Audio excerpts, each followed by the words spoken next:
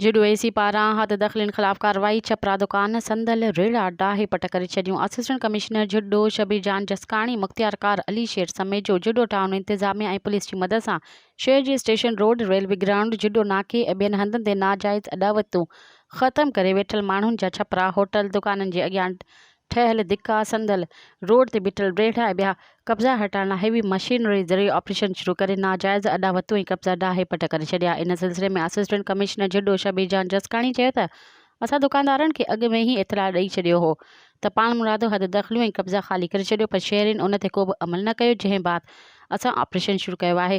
समूरे शहर मां हद दख़लियूं ऐं कब्ज़ा हटाया वेंदा।